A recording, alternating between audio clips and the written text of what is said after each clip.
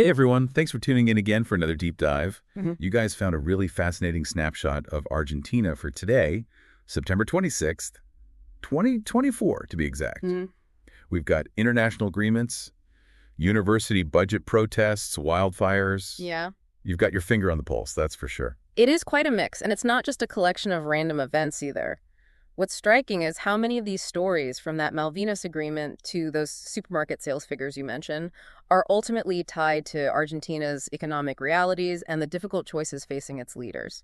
Okay, so let's unpack that Malvinas agreement first, Yeah. because this one seems to have sparked quite a reaction, especially in Tierra del Fuego and among ex-combatant groups. Right. What's behind such a strong response? Yeah. Well, to understand the intensity of these reactions, you really have to understand the historical context. This agreement isn't merely about fishing rights or establishing new flight paths, though those are part of it. Mm.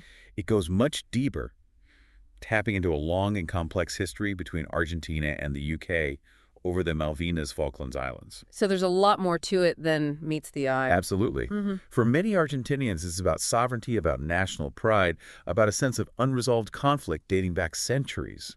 When they see this agreement, particularly the parts about resource exploitation and air connectivity, they view it as Argentina conceding too much to Britain. It sounds like this agreement has stirred up some old wounds, reminding people of past tensions. Precisely. Understanding the historical context is crucial to grasping why this agreement generates such passionate responses today, even if it seems like a straightforward agreement on the surface. It also highlights the delicate balance Argentina needs to strike between asserting its sovereignty and maintaining crucial international relations, especially with the UK's influence in the region. That makes a lot of sense. Speaking of Argentina's delicate balance, you mentioned the economy earlier. We saw that concerning 12.3% drop in supermarket sales. That can't be a good sign, right? No, it's definitely a red flag. Remember, statistics like that aren't just numbers on a page. That 12.3% drop represents a very real hit to consumer confidence. It reflects the day-to-day reality for Argentinians who are grappling with rising costs and a lot of economic uncertainty. And this economic pressure cooker, could it be contributing to some of the other tensions we're seeing? It's certainly. Things like the university budget protests and the debates surrounding Aerolíneas Argentinas? It's certainly a factor. When people are struggling financially, they tend to be more sensitive to government decisions that impact their lives, even indirectly. Take the debt decree number 846, for example. Could you explain that a little for those of us who might not be familiar with the ins and outs of Argentinian lawmaking? Of course.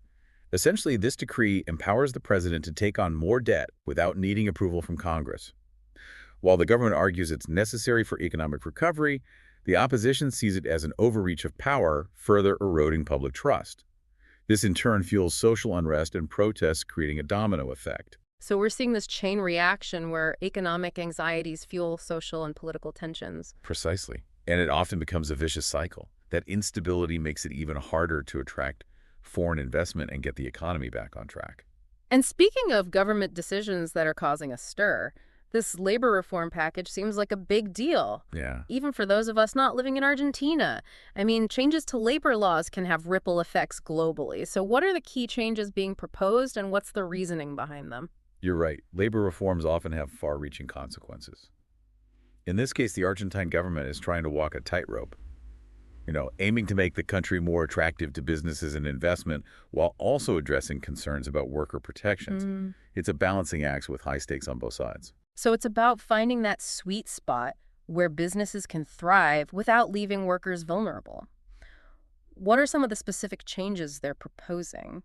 Well, one of the key changes is extending the probationary period for new employees. Okay. This means businesses could potentially let go of workers more easily during that initial period, which obviously raises concerns about job security. Another major proposal involves potentially shifting from the traditional severance pay model to a fund-based system. I can see how that would be a big change. What's the thinking behind moving away from severance pay? The government argues that a fund-based system could provide a more sustainable safety net for workers in the long run. However, critics are skeptical about how this fund would be managed and whether it would truly benefit workers in the event of job losses. There's also the concern about how this might impact those who are already employed and accustomed to the existing severance structure. It sounds like there are valid points on both sides of that argument. We also saw some mention of new clauses about strikes that seems like it's causing some friction. Absolutely. These proposed clauses aim to restrict what are known as wildcat strikes, which are unannounced work stoppages and blockades, arguing they disrupt operations and harm the overall economy. Businesses and industry groups have been pushing for greater flexibility and fewer disruptions, citing the need for increased productivity in a competitive global market. So from the business perspective, it's about creating a more predictable and stable operating environment. Exactly. However, as you can imagine, labor unions see this quite differently. They view these restrictions as a direct attack on their right to organize and advocate for better wages and working conditions. Their argument is that by limiting their ability to strike the government is essentially silencing their voices and leaving them more vulnerable to exploitation. It's that classic debate, isn't it? Finding the right balance between creating a business-friendly environment that attracts investment and economic growth, while also safeguarding workers' rights and ensuring fair treatment. Exactly. And this isn't just an Argentine issue. These debates are happening in various forms all over the world. Globalization, automation, the changing nature of work. These are all factors contributing to this ongoing conversation about the future of labor and the role of government in regulating it. It's definitely something to keep an eye on, even for those of us watching from afar. Now, while we've been discussing these internal social and economic challenges, we can't overlook the environmental concerns facing Argentina. You brought up those wildfires raging in Córdoba and San Luis. What's the latest on those? The situation is still very much developing, and it's a stark reminder that environmental issues don't exist in a vacuum. They're intertwined with everything from economic policies to social stability. The fires themselves are posing a significant challenge for firefighters due to a combination of factors. Dry conditions fueled by a lack of rainfall have created a tinderbox-like environment, and strong winds have made it incredibly difficult to contain the blazes. It sounds like a perfect storm for these fires to spread quickly and become difficult to manage. What kind of impact are they having? The scale of the fires is concerning. We're talking about thousands of hectares of land already scorched, which represents a devastating loss of valuable ecosystems. Beyond the immediate environmental impact, there's the human toll. Communities have been displaced, and the air quality in affected areas has deteriorated significantly, posing a health risk to residents. And I imagine there are also economic repercussions to consider, especially given the importance of agriculture to Argentina's economy. Absolutely. The fires are impacting agricultural land and livestock, potentially leading to lost crops and income for farmers and ranchers. The longer-term economic fallout is still being assessed, but it's undoubtedly going to be significant. This underscores how interconnected these issues are. Environmental degradation can exacerbate economic hardship, which in turn can fuel social unrest. It's a sobering reminder of how intertwined these challenges can be. We can't just address one issue in isolation, hoping the others will magically resolve themselves. Precisely.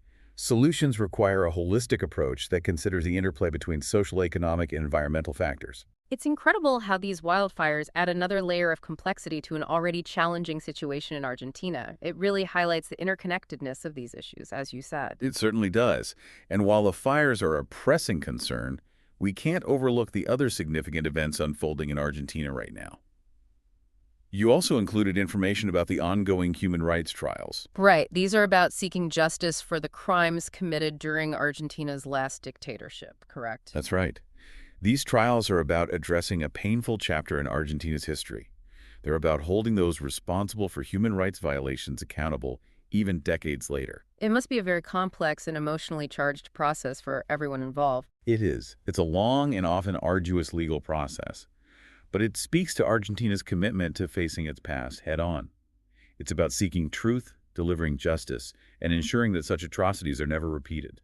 It's a reminder that while dealing with immediate crises like these fires and economic struggles is crucial, coming to terms with the past is also essential for a country's healing and progress. Absolutely. It's about building a better future while acknowledging the weight of history.